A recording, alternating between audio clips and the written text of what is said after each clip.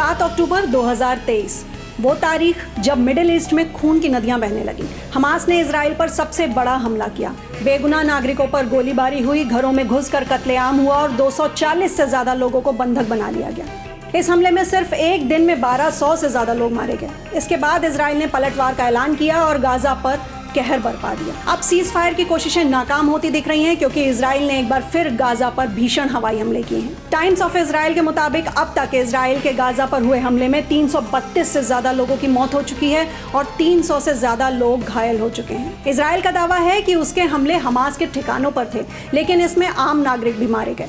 Israeli रक्षा मंत्री Yoav Gallant ने चेतावनी दी है कि हम गाजा में नरक के दरवाजे खोल देंगे। हमास ने इन हमलों को सीज फायर का उल्लंघन बताया है और धमकी दी है कि अगर इजराइल नहीं रुका तो बंधकों की जान खतरे में पड़ सकती है। हमास ने गाजा से इजराइल के कई शहरों पर रॉकेट दागे, जिसमें कई नागरिक भी घायल हुए हैं। ऐसे में सवाल उठता है कि सीज फायर का क्या होगा। वो सीज फायर जो 3 चरणों में होना था। पहले चरण में हमास ने 33 इजरायली बंधकों को छोड़ा, जिनमें 8 शव भी शामिल थे।